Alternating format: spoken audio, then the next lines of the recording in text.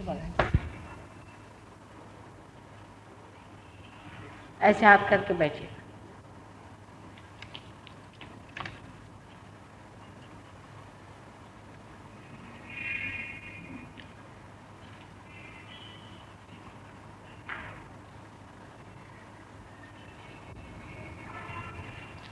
सहज योग कहने के लिए तो सहज ही है, क्योंकि कुंडलिनी इतने ज़ोर से ऊपर चढ़ जाती है और ब्रह्मरंध्र को छेद भी देती है। बहुत ही सहज है सब, और वहाँ पहुँच करके आपको आनंद भी बहुत आता है और आपके हाथ में से वाइब्रेशंस भी बहने लग जाते हैं। ये भी बहुत सहज है। इतना ही नहीं, आप दूसरों की भी कुंडलिनी उठा सकते हैं और उनको भी पार करा सकते हैं, और उससे अत्यंत आनंद भी आ जाता है। लेकिन पहले पार होना चाहिए और उसके बाद स्टेबलाइज करना चाहिए, उसको जमाना चाहिए। यह सहयोग की जो दूसरी स्थिति है, इसमें ज़रूर मेहनत करनी पड़ती है। जैसे कहा गया है कि एरा गबाड़ा से काम नोहे। पार होने के लिए तो सब लोग आते हैं, ठीक है, आप पार होना चाहते हैं तो उसके लिए हम तैयार हैं, जितनी भी मेहनत करनी है करेंगे। उस वक्त आपको मेहनत नहीं करनी, पार आप हो जाते। कुंडलिनी भी ब्रह्मरंध्र को छेद देती, वो भी हो जाता है। लेकिन आपको जानना चाहिए कि आपकी जो मशीनरी है वो अगर बढ़िया नहीं हो तो फिर उस मशीनरी को भी तो ठीक करना पड़ेगा। मोटर तो स्टार्ट कर दी, लेकिन उस मशीनरी को भी ठीक करना पड़ता है। अब जब मशीन आदि सब बातें हम कहते हैं तो लोग उसको सब बुद्धि के स्तर पे जांचते हैं। सहयोग में बुद्धि से समझ नहीं बढ़ती। मैंने पहले भी कहा है कि ज्ञान और बोध में बहुत अंतर है। माने मैं जो भी बोल रही हूँ या जो किताबों में लिखा आप पाइएगा, हमारे यहाँ से जो किताबें जा रही हैं वो आप सिर्फ बुद्धि से जान लेंगे, लेकिन आपको बोध नहीं हो सकता। और सहयोग से जब बोध का लाभ होता है, माने जब आप पार हो जाते हैं, जब आपके अंदर से वाइब्रेशंस आने लग जाते हैं, तो आपका बोध शुरू होता है। उसके बाद जब आप दूसरों पे मेहनत करते हैं तो आपको पता होता है कि ये कौन सी एनर्जी है, कैसी चलती है, इसके गुण क्या है। जब तक इसमें आप पूरी तरह से पक्के नहीं बैठते तब तक ये पूरा नहीं होता मामला। इसलिए सहयोग में पार होने के बाद पूरा बैठना चाहिए। अब इसके लिए जो असल गुरु होते हैं वो लोग एक दूसरी रीत अपनाते हैं। उनका तरीका एक और होता है। वो पहले तो किसी को लेते ही नहीं अपने शिष्यों में, और अगर कोई आता भी है तो उसे पहले डंडे मारते हैं, उसको भगाते हैं, उसको उत्कारते हैं। जो असली गुरु होते हैं, नकलियों को छोड़ दो। नकली वाले तो आपको पैसा दे के बुलाएंगे और आपको बेवकूफ़ बनाएंगे और आपसे रुपया भी लेंगे। उनकी बात नहीं करें, मैं असल गुरु की बात करें। एक तो वो जंगल में पहाड़ों में कहीं बैठेंगे, वहाँ अगर कोई गया बड़ी मेहनत करके, इसी तरह से उसको 2 दिन भूखा मारेंगे, फिर देखेंगे इसमें श्रद्धा क्यों, ये वाकई में चाहता है कि नहीं चाहता। तो जैसे कि शुरू में सहयोग में एकदम से बहुत से लोग आ जाएंगे कि पार होने का, आ गए। उसके बाद जमना पड़ता है। बगैर जमे आदमी में प्रगल्भता नहीं आती, मैंने मैच्योरिटी नहीं आती, मैच्योर। और जब तक वो मैच्योर नहीं होता है तब तक वो सहयोगी नहीं मानना चाहिए। तब तक वो डामाडोल चलते रहता है। डामाडोल होने के अनेक कारण होते हैं। पार होने के बाद हाथ से वाइब्रेशंस निकलने लगे। अब आपकी समझ में नहीं आया हुआ क्या, इससे लाभ क्या हुआ। बुद्धि लगी सोचने कि हाथ से निकल रहे हैं तो इससे क्या फ़र्क पड़ा मेरे। थोड़े दिन तो बड़ा रिलैक्स लगता है, शांति लगती है, पर बुद्धि जो है डाउट करने लगती है इससे क्या फ़र्क पड़ा। माना कि चैतन्य की लहरियाँ बहती है। जैसे कि हमने आपको 2000 रुपया दे दिया, कि भाई लो भाई हमने तुमको धन दे दिया। अब आपको मालूम नहीं कि रुपया क्या चीज़ है, तो आप लेके बैठे पूछें भाई ये क्या चीज़ है बेकार की, हमको काय को दे दी। उसको जब तक आप खर्चा नहीं करेंगे, उसको इस्तेमाल नहीं करेंगे, तब तक आप कैसे जानिएगा कि ये क्या चीज़ हमने आपको दे दी। इसको इस्तेमाल करना पड़ता है। तो शुरू में अधिकतर सहयोगी जब आते हैं, मैं देखती हूँ, तो उनकी बातें ऐसी चलती हैं कि माँ मेरी ये तबीयत ख़राब है, चलो तो कुछ हो गया, हमें फ़ायदा हो गया, आपके पास आया तो उससे मेरी ये तकलीफ़ ठीक हो गई, मेरे पैर में शिकायत थी ठीक हो गई, ये शिकायत ठीक हो गई। फिर ज़रा सा आगे बढ़े, फिर शुरू हुआ लेकिन मेरी माँ बीमार है, उसको मैं ले आता हूँ, फिर मेरे बाप बीमार है, उनको मैं ले आता हूँ। ऐसा दूसरा स्तर चलता है। उसके बाद ये होगा कि मेरे पास कोई नौकरी नहीं है, घर नहीं है, इसका इंतज़ाम आप करा दो माँ, ये भी चलता है। लेकिन पहले योग को बिठाना चाहिए, क्योंकि चित्त अगर आपने और जगह ले गए तो योग नहीं बैठता। ठीक है, ऐसा हिसाब रखें कि समझ लीजिए कि एक आदमी है, वो पार हो गए और उन्होंने मुझसे कहा कि मेरा घर ठीक कर दो, ठीक हो गया। आपकी बीवी बीमार है, वो भी ठीक हो गई। बच्चे नहीं होते, चलो बच्चे भी हो गए, तो भी क्या हुआ? किसके पास घर नहीं है, किसके पास बच्चे नहीं है, किसके पास आराम नहीं है? बहुतों के पास में है। ऐसे अनेक दुनिया में हैं, उनसे क्या फायदा होने वाला है संसार? परमात्मा भी तो अपनी दृष्टि से विचार करेगा कि नहीं, कि इसको फायदा कराने से क्या फायदा, इसको इतना लाभ देने से क्या फायदा है। इसने कहा घर दे दिया। फिर जिस आदमी की तृष्णा उतनी ही रहती है, उसको घर मिल गया, वो बैठ गया, चल भाई मेरे को तो बड़ा लाभ हुआ।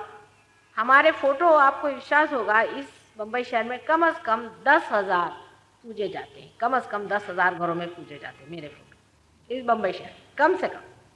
ज़्यादा होंगे तो पता नहीं, ये लोग तो बोलते हैं कि 20,000 करीबन बिके, लेकिन कम से कम पूजे जाते हैं 10,000। अलग अलग सेंटर्स पे काफ़ी अच्छे लोग तैयार भी हुए, लेकिन इन 10,000 में से कम मेरे ख्याल से 70% लोग यही होंगे कि सुबह से शाम मेरे फोटो के आगे आकर के माँ मेरे बेटे को ठीक कर दे, तो मेरे भाई को ठीक कर दे, वो कर दे, वो कर दे, ये चलता है। पहले अपने योग को जमा लो। मैं कहती हूँ चलो 2 साल अपनी स्थगित करो बातें, और 2 साल में आप लोग अपने योग जमा लो। पक्के इसमें उतर करके, जब योग में आप उतर करके इसको मास्टर कर लोगे, तब फिर सब चीज़ें सीधी चलती हैं। लेकिन इस तरह से, क्योंकि आप डाउट्स में पड़ते हैं इस वजह से भी, और इसलिए क्योंकि आप संतुष्ट हो जाते हैं, इस वजह से आपका जो योग है आगे नहीं बढ़ता।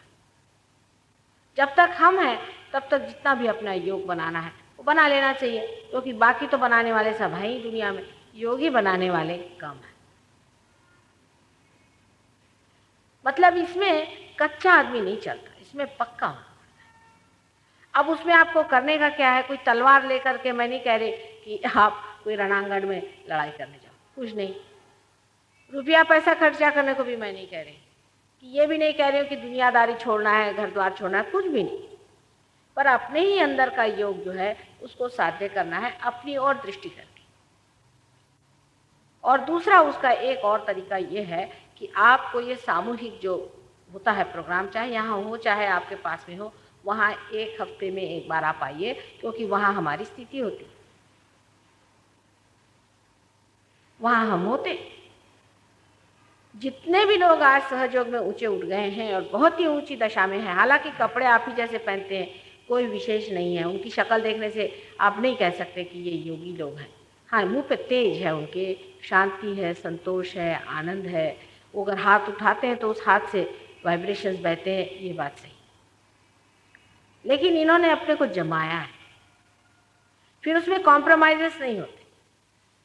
जहाँ से कॉम्प्रोमाइज़ेस शुरू हो गए तो गड़बड़ हो जाता है। डावाडोल आदमी सहयोग में नहीं चलता है, और इसीलिए सहयोग में जो आप देखते हैं कि बहुत ज़्यादा लोग नहीं हो सकते, क्योंकि इसमें बड़े पक्के खरे लोग होना पड़ते। अधिकतर आजकल जैसे गुरुओं की दुकानें निकली है, तो उसमें तो यह है कि गए भाई, आपने अपनी पर्स आगे कर दी, काम खत्म, आप एनरोल हो गए, आप उनकी माला पहन के दुनिया भर में घूमो और सबसे बताओ ये फलाने मेरे गुरु, या किसी ने कान में कह दिया तुम्हारे नाम से ये मंत्र, हो गए। आज ही अभी एक बता रही थी मुझसे कि उनके घर में एक उनकी बहन गई एक गुरु के पास में, उसने मंत्र ले लिया, सारा घर जाके उनका मंत्र ले लिया। उनकी बहन को भी हार्ट अटैक आया, दूसरी बहन को भी हार्ट अटैक आया, भाई को भी हार्ट अटैक आया, और उसके बच्चों को भी हार्ट अटैक आया, सबको हार्ट अटैक आ रहा। तो उससे पूछा कि भाई गुरु से कहो ना, गुरु से मेरे पास आए कोई उनमें से। तो मैंने कहा कि तुम जाके तुम्हारे गुरु से कहो कि तुम्हारे कम से कम हार्ट तो ठीक रखो। मैं तो जिनको हार्ट अटैक आती हूँ उनका हार्ट ठीक करती हूँ, इनके पास जो जाता है अच्छा भला वो हार्ट अटैक लेके आता है। तो उससे बोलो कि भाई कम से कम हमारा हार्ट तो ठीक रखो। तो वो बोलते हैं कि देखिए ये आपके पूर्व जन्म के भोग है, ये आपको भोगने ही पड़ेंगे। तो इस गुरु को काय को पाल के रखा है, इसका क्या अचार डालने का है? उसके पास लाखों के लाखों रुपया जा रहे हैं, कम से कम इससे अपना हार्ट तो ठीक करा लो। उसको तो परवाह भी नहीं कि कोई मरे चाहे जिए, वो अपने साथ मंदिर पे बैठता है, सब जाए वहां पहले सेवा होती है, एक बड़ी बड़ी पेटियां रखी रहे उसमें पैसा डालो। लेकिन ऐसे आदमी के यहाँ हजारों हजारों आदमी, करोड़ों रुपया ऐसे लोग इकट्ठा करते हैं। आप अगर उनमें से एक हैं तो आपके लिए रास्ता ठीक है, आप अपनी पर्स ठीक करके वहां चले जाइए। मेरे पास आना है तो सच्चे दिल से आना होगा, और सच्चाई को ढूंढने के लिए आप आए हैं, तभी आप पाएंगे। मैं कोई आपसे कोई भी चीज़ नहीं मांगती, मैं देने के लिए बैठी हूँ, अगर आप लेना चाहते हैं तो ले। दूसरे सहयोग में कुछ साधारण नियम आ जाते हैं, जब आप पार हो जाते हैं तब। उससे पहले कोई भी नियम हम आपसे नहीं कहेंगे कि ये नहीं करो वो नहीं करो, वो होते जाता है, अपने आप वो नियम बनते जाते हैं। धर्म आपके पेट में जागरूक होते ही आप स्वयं ही धार्मिक हो जाते हैं। आपको वो चीज़ें अच्छी नहीं लगती जो अधार्मिक है, अपने आप आपको पता होता है। कोई ऐसा वैसा आदमी आपके साथ में बैठ जाए तो आपको समझ में आ जाता है। और ये बड़ा क्षमा का सागर है, सहयोग बहुत ही क्षमा का सागर है। हमारे यहाँ एक और भी नियम है कि अगर कोई आदमी पजेस्ट हो या भूत बाधा से ग्रसित हो तो उसको प्रोग्राम में नहीं लाना चाहिए माता जी को बगैर बताए। अभी यहाँ एक देवी जी आई हुई हैं, इन्होंने एक फिट वाली औरत को प्रोग्राम में ले आए मेरे से बगैर बताए। अब मेरा चित्त नहीं वहाँ पर, अब मेरे सामने तो कोई जरा सा भी जिसको बाधा होगी उसका ऐसा ऐसा हाथ चलता है, आप देखना उनका क्या हाल होता है। ऐसे ऐसे ऐसे ऐसे हिलने लग जाते हैं, जरा सा किसी में बाधा होगी तो। अरे फिट होगी तो वो तो फौरन जीत करके गिर जाएगी। तो अब मैं जब हुई ही शक्ति तो मेरे उसका तो कुछ विचार रखना चाहिए, कम से कम मुझे बता दो कि भाई फलाने ठिकाने आने वाले हैं, लाए कि नहीं लाए, तो हम उसका अंदाज रखेंगे, उसको संभालेंगे। तो मैं भाषण दे रही हूँ, फलाना वहाँ पे जीट आके गिर गया। अच्छा वो तो गिर गई देवी जी वहाँ पर, वहाँ एक साहब यूनियन लीडर खड़े हो गए मेरे खिलाफ। वो बोलने लगे कि छींट आए तो आपको ठीक करना चाहिए, आपको सबको ठीक करना चाहिए, और सबके हार्ट अटैक ठीक करने चाहिए, और सबकी बीमारी ठीक करना चाहिए, और फलाना करना चाहिए, और मेरे को लेक्चर देने लगे। मैंने कहा मेरे को तो सब करना चाहिए, और तुमको क्या करना चाहिए? शराब पीना चाहिए, मारामारी करना चाहिए, दंगा मस्ती करनी चाहिए, और चोरी करना चाहिए, और उसके बाद मेरे पास आकर के अपनी बीमारियां ठीक करना चाहिए।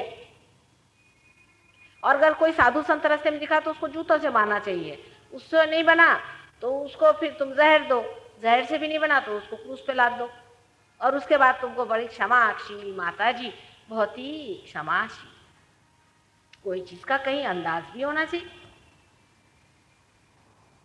हमारे लिए तो सारे ही नियम बन जाते हैं, माता जी को ऐसा नहीं करना चाहिए था। आपको क्या नहीं करना चाहिए था उसका आपने कभी विचार किया है? जब आपने इसका विचार ही नहीं किया तो हमको थोड़ा सा वो विचार आपसे बताना होता है। धीरे धीरे आप सहयोग में जमते जाते। सहयोग में बिल्कुल सच्चाई पे चीज चलती। जैसे कि आपके गुरु हैं, कोई एक गुरु हैं आप, अब अगर सच्चे गुरु नहीं है तो हम नहीं मान सकते कि वो हैं। आप चाहे उनको सराखों पे रखो, हम यही कहेंगे कि बेटे वो सच्चे नहीं है। और अगर तुमको उसको पकड़ के रखना है तो हम कुछ नहीं कर सकते। सच्चे हैं तो हमारे सराखों पे हैं। सच्चे और झूठे गुरु तो होते ही हैं कि नहीं होते। हर एक जो अपने को गुरु घंटाल बन के घूमता है, जरूरी नहीं कि गुरु हो।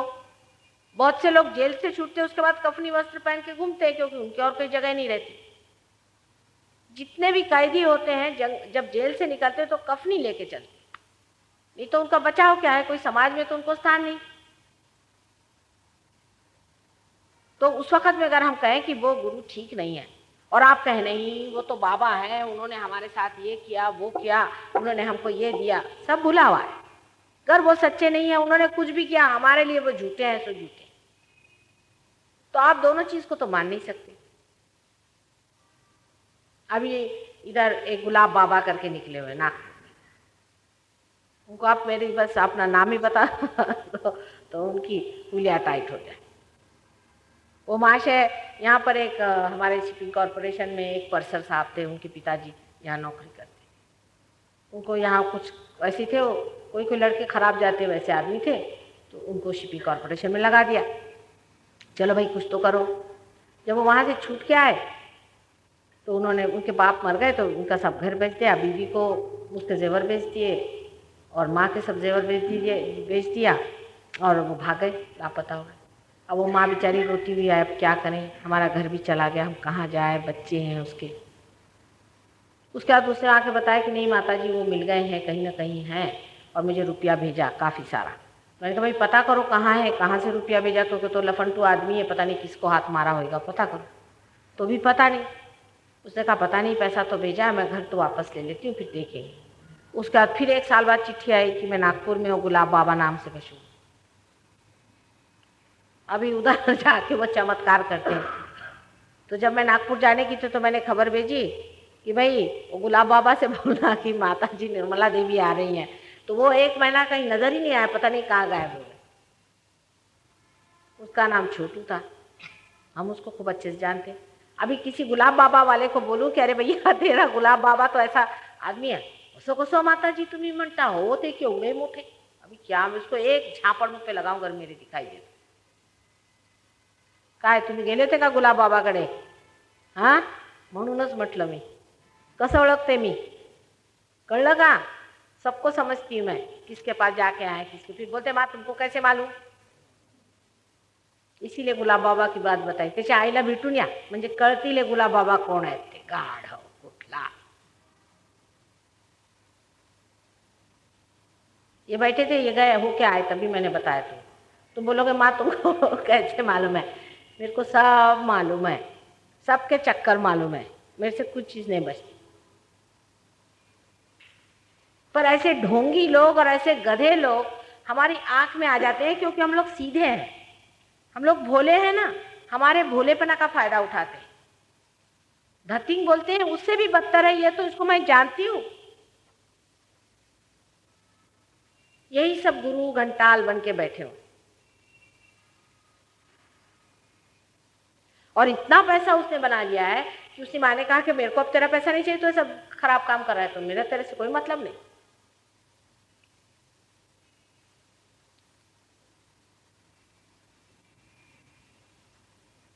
उसको कोई जाके बताए कि माता जी बोलते हैं ऐसा आपके लिए, फिर आपका क्या कहना है, तो भागेगा वहां से। अभी उसको चाहो तो पुलिस में पकड़वा सकते हैं, कोई ऐसी मुश्किल बात नहीं है। देखिए हमको ये सब धंधे करने के नहीं है। ऐसे सब 420 लोग घूम रहे हैं।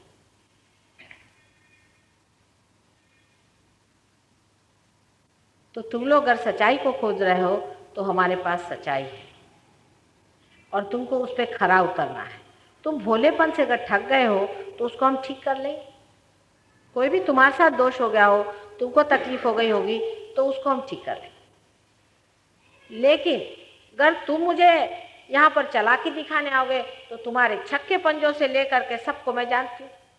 मैं बहुत ही ज़्यादा होशियार औरत, जितनी भोली हूँ उतनी ही मैं हूँ गहरी, समझे ना। मुझसे छक्के पंजे नहीं चुराना। फिर मैं माया खेलती हूँ, फिर चक्कर घुमाती हूँ, थोड़े दिन देखती हूँ, अगर तुम रास्ते पे आए तो ठीक, नहीं तो फिर मेरे को कोई इंटरेस्ट नहीं आता तुम्हें, फिर सहयोग में तुम गिर जाते। इसलिए अपने को पक्का कर लेना चाहिए। जो असल माँ होती है ना, वो अपने को खरा उतारती है। अपने बच्चे को गलत काम नहीं सिखानी, उसको खरा उतार के उसका नाम करती। उसको अपने बच्चों के नाम में गौरव लगता है, बच्चों की विशेषताओं को देख करके वो खुश होती है, और वो चाहती कि अपना जितना भी है अपने बच्चों को दे। मेरी जितनी भी मेरे पास में मालूमात है सब तुमको मैं दे दूंगी, और सारी जिंदगी भी तुम लोग जानना चाहो तो भी ये खत्म होने वाली नहीं। जो भी गुप्त से गुप्त बातें तुम जानना चाहोगे मैं सब तुमको दे दूंगी।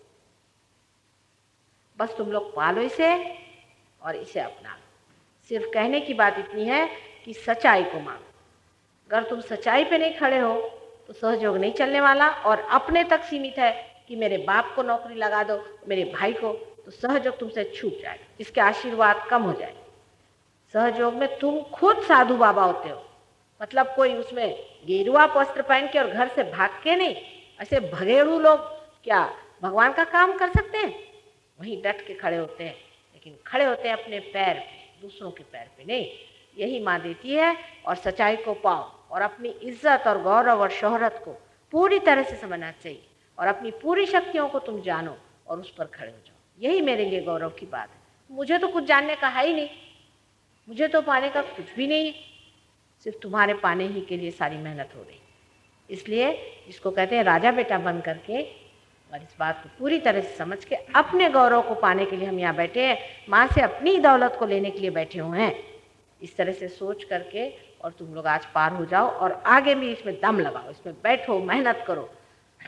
अब यहाँ पर तो भारतीय विद्या भवन में मेरे ख्याल से आज प्रोग्राम होने के बाद बहुत दिनों बाद प्रोग्राम होएगा, पर नीलांबर में 90वें फ्लोर पे जहाँ पर कि हम रहते हैं, वहाँ हम सोच रहे हैं कि हर सोमवार को शाम को कुछ न कुछ सोमवारी इथे उड़ाड़े का प्रोग्राम प्रत्येक सोमवारी होतो का इथे प्रत्येक मंगळवारी होतो, मग प्रत्येक सोमवारी नीलांबरला ठेव। सोमवार को नीलांबर में आप लोग जरूर आए, और वहाँ और भी लोग हैं, वहाँ और भी पहुंचे हुए लोग हैं। हाँ नाही नाही नाही, सोमवारी नसला तरी हरकत नाही। मी काय म्हणते आहे ना, सोमवारी तिथेच बोलवायचं, इथे नसला चालेल मी नसताना, क्योंकि अगले पूरे महीने हम नहीं रहेंगे। आप लोग जो नए आदमी आए इनको हम जब पार कर दें तो नीलांबर में रविवारी ठीक रहेगा शाम को, रविवार को शाम को नीलांबर में आप लोग सब जाएं, सब लोग। और वहाँ पे हमारे और शिष्य लोग जो हैं लंदन से भी आए हुए रहेंगे, वो भी रहेंगे, सब लोग वहाँ ध्यान करना। वो आपको सब बातें बताएं और वो हर एक चीज़ बताएंगे बारीक बारीक क्या है, और सब चीज़ सीख लो और मास्टर हो जाओ इसमें, एकदम मास्टरी आनी चाहिए। फिर ये जितने बाबा लोग हैं ना उनको ठीक करके छोड़ दो।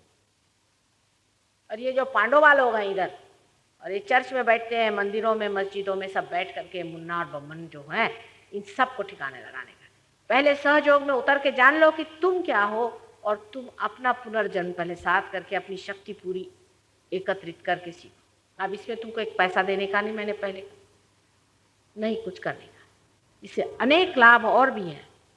सब तुम्हारी शंकाएं दूर तो होंगी, लेकिन तुम्हारी जो दूसरी अड़चने हैं वो भी दूर हो जाएंगी। तुम्हारी आर्थिक, सामाजिक, मानसिक, बौद्धिक और शारीरिक जो भी तुम्हारी अड़चने हैं वो भी एकदम दूर हो जाएंगी। पर पहले योग और फिर क्षेम। पहले योग को पाओ, पहले असलियत को पाओ, फिर क्षेम मिलेगा। और ये भी नहीं सोचना कि हम इस गुरु के पास गए, उस गुरु के पास गए, क्योंकि तुम खोज रहे हो तो गए, लेकिन जब सच्चाई मिलने के बाद फिर जाओगे तो फिर एक झटका मिलेगा। ये भी बात मैं कहता हूँ कि जब तुमने सच्चाई पाली और सच्चाई में उतर गए, और अगर उसके बाद तुम इधर उधर भटके तो वाइब्रेशन खो जाती।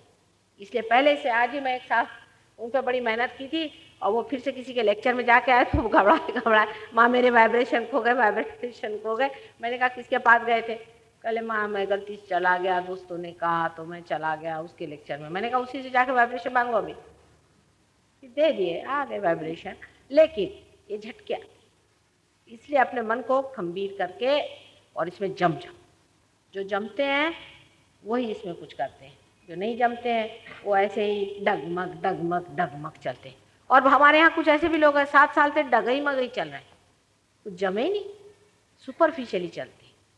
इसमें टाइम का विचार नहीं होना चाहिए, कभी टाइम ज़्यादा होता है, कभी कम होता है, क्योंकि जीवंत क्रिया है, ये जीवंत क्रिया है, इसका कोई टाइम नहीं है, जब होना है तब होता है।